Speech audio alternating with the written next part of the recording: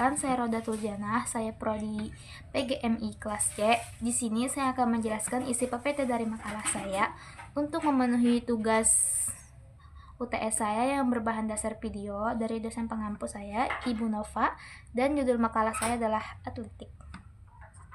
Dan langsung saja kita masuk ke dalam videonya. Jadi di dalam PPT saya ini ada beberapa daftar isi. Yang pertama adalah latar belakang, rumus masalah, dan tujuan penulisan. Lalu kita masuk ke bab 2, pengertian atletik, perkembangan atletik di Indonesia, cabang-cabang atletik dan teknik dasarnya. Dan yang terakhir adalah manfaat atletik bagi peserta didik. Dan yang masuk ke bab 3 adalah kesimpulan. Baik, langsung saja kita masuk pada bab yang pertama, yaitu latar belakang. Latar belakang majalah atletik hadir untuk mengangkat semangat dan prestasi dunia atletik sejak peradaban kuno hingga era modern. Mencakup beberapa cabang yaitu lari, lompat, lempar, dan jalan cepat yang diakui global. Melalui kisah inspiratif, teknik latihan, profil atlet, serta bahasan nutrisi dan kesehatan, majalah ini berkomitmen menginspirasi generasi muda Indonesia agar terus berprestasi, meneladani semangat Citius, Atletius, Fortius, dan menunjuk puncak dengan disiplin dan passion. Dan kita masuk di rumus masalah, ada 3, yaitu apa saja pengertian atletik dan bagaimana perkembangannya di Indonesia. Yang kedua, apa saja cabang-cabang atletik beserta teknik dasarnya yang perlu dikuasai. Dan yang ketiga adalah apa manfaat atletik bagi peserta didik. Dan yang C adalah tujuan penulisan. Memahami pengertian atletik dan perkembangan atletik di Indonesia, mengidentifikasi cabang-cabang atletik serta teknik dasar yang relevan. Yang terakhir, yang ketiga, mengetahui manfaat atletik dalam konteks pendidikan. Baik, kita masuk ke dalam bab 2, yaitu A. Pengertian atletik. Atletik berasal dari bahasa Yunani yaitu athlon, yang berarti pertandingan atau perlombaan, mencakup 3 kelompok.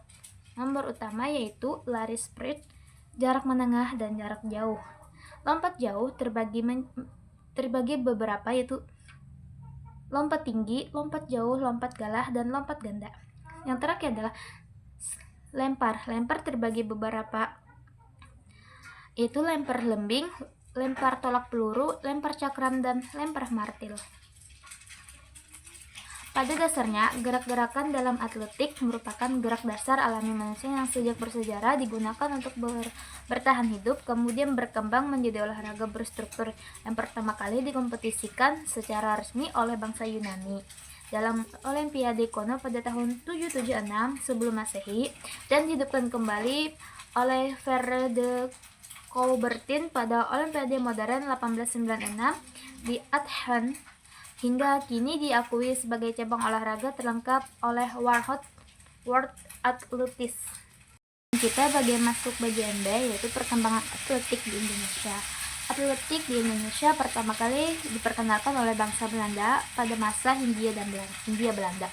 Ditandai dengan berdirinya NIAU pada 21 Juli 1917, sehingga organisasi atletik pertama kali diperkembangkannya pada masa pendudukan Jepang 1942 sampai 1945 melalui program senam wajib Taiso dan perkembangan rutin di bawah naungan Ikatan Sport Indonesia atau disingkat dengan ISI hingga pasca kemerdekaan ketika pada 13 September 1950 lahirlah Persatuan Atletik Seluruh Indonesia atau dengan disingkat PASI di Semarang yang langsung menyelenggarakan kejuaraan internasional dan berhasil menjadi anggota IAAF, sehingga Indonesia dapat berpartisipasi di dalam Olimpiade Helsinki 1952 dan ASEAN Games Manila 1954. Baik, kita masuk pada bagian yang C, yaitu cabang-cabang atletik dan teknik dasarnya.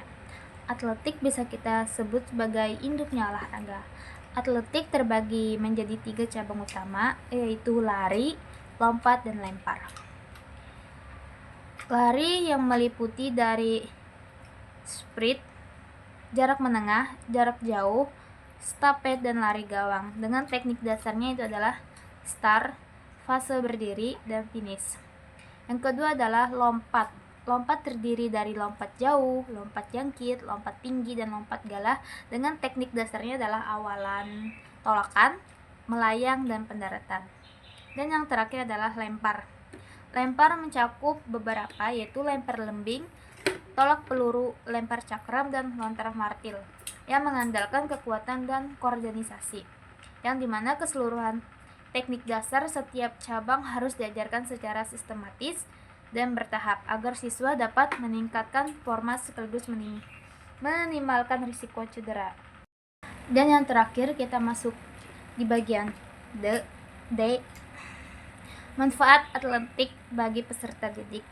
Atletik memberikan manfaat menyeluruh bagi peserta didik, baik secara fisik maupun mental, di mana aktivitas lari, lompat, dan lempar tadi secara langsung meningkatkan kebugaran jasmani, meliputi kekuatan otot, daya tahan, fleksibilitas, dan koordinasi tubuh. Sementara itu, secara karakter, kegiatan atletik melatih disiplin, kerja keras, pantang menyerah, dan pengelolaan emosi, serta terbukti meningkatkan konsentrasi dan prestasi akademik karena olahraga merangsang produksi endorfin dan dopamin yang berdampak positif terhadap fungsi otak, sehingga atletik tidak sekadar membentuk fisik yang sehat tetapi juga melahirkan pribadi yang sportif, percaya diri, dan pengembangan secara holistik. Kesimpulan dari PPT saya adalah atletik merupakan cabang olahraga tertua dan paling mendasar yang telah berkembang sejak Olimpiade Yunani kuno pada 776 sebelum Masehi hingga menjadi global modern yang di bawah naungan World Athletics di Indonesia. Perkembangannya dimulai sejak era kolonial Belanda melalui Niau pada tahun 1917 hingga terbentuknya PASI pada 1950 yang mengantarkan atletik di Indonesia ke kancah internasional dengan cabang-cabang yang ada 3 tadi, yaitu lari, lompat, dan lempar, yang masing-masing memiliki teknik dasar yang harus dikuasai secara sistematis sekaligus memberikan manfaat dasar peserta didik dalam hal kebugaran fisik, membentuk karakter, peningkatan konsentrasi, dan perkembangan holistik, sehingga atletik layak menjadi fondasi utama pendidikan jasmani di sekolah. Dan adapun referensinya,